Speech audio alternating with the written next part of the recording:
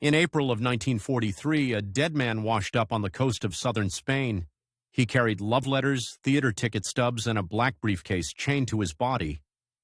Within 2 weeks, photographs of the papers in that briefcase were sitting on Adolf Hitler's desk, and he believed every word. But the man was not who his documents claimed.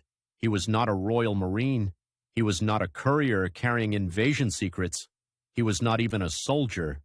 He was a penniless drifter from a Welsh mining town, and in death, he was about to pull off one of the greatest deceptions in the history of war. This is the story of the corpse that fooled Hitler. By early 1943, the Allies had driven the Germans out of North Africa, and everyone, on both sides, knew what came next. The next target had to be Sicily. The island was the stepping stone to Italy, so obvious that Winston Churchill reportedly grumbled that anybody but a damn fool would know it was Sicily. That was the problem. Tens of thousands of Allied soldiers would have to storm beaches that the enemy had every reason to fortify, unless somehow the Germans could be convinced to look the other way. In a basement room beneath the Admiralty in London, 2 intelligence officers, Ewan Montague, a lawyer turned naval intelligence officer, and Charles Cholman DeLay, a tall, eccentric flight lieutenant, dusted off an idea from an old memo, plant false documents on a dead body, and let the enemy discover it. First, they needed a corpse.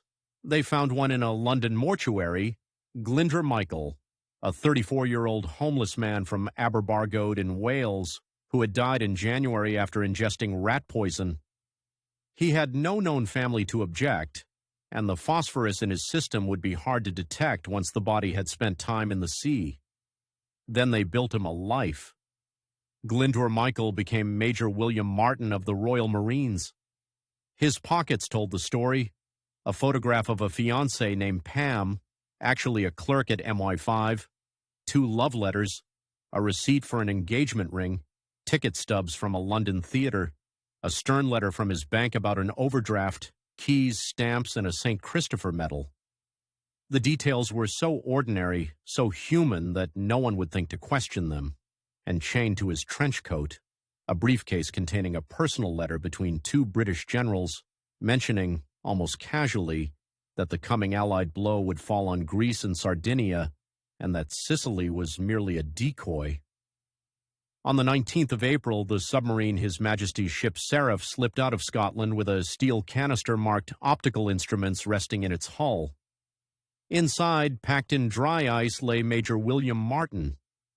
11 days later, before dawn on the 30th of April, the Seraph surfaced about a mile off the coast of Huelva in southern Spain.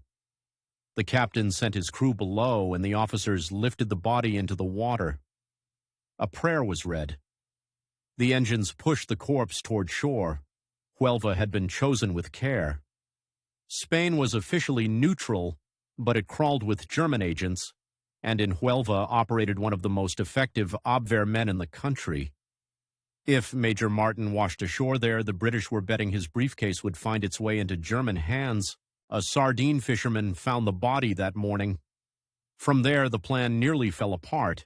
The Spanish Navy took custody of the briefcase, and for days it stayed frustratingly out of German reach.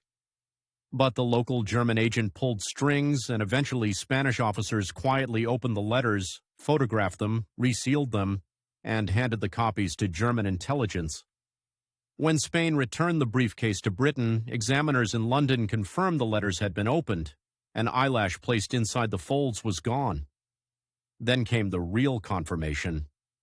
British codebreakers, reading Germany's encrypted messages, watched the lie travel up the chain of command. Berlin's assessment: the documents were genuine. On the 14th of May, a telegram reached Churchill in Washington. It read, "Mincemeat swallowed rod, line and sinker." What happened next changed the map of the war. Hitler, already anxious about the Balkans, ordered reinforcements east. The 1st Panzer Division was sent from France to Greece. Torpedo boats, mine layers, and troops flowed to Sardinia and the Aegean, away from Sicily. When the Allies stormed Sicilian beaches on the 10th of July, 1943, the defenses were far weaker than feared, And even then, for 2 more weeks, Hitler held forces back, still convinced the real invasion was coming in Greece. To be fair, historians still debate how much credit mincemeat deserves. Hitler had his own obsessions about the Balkans, and other deception schemes were running at the same time. The exact impact, as one historian put it, is impossible to calculate.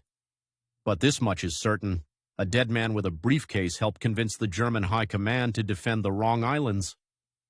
Major William Martin was buried in Huelva with full military honors, under a name that belonged to no one. For more than 50 years, the man in that grave had no identity at all.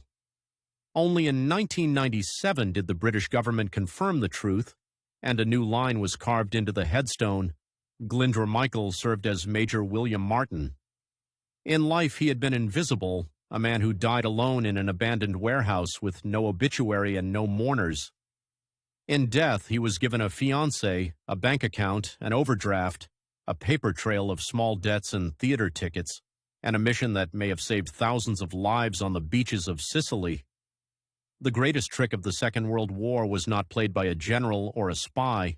It was played by a man who never knew he was playing it. If you enjoyed this, subscribe. There's a new deep dive every week.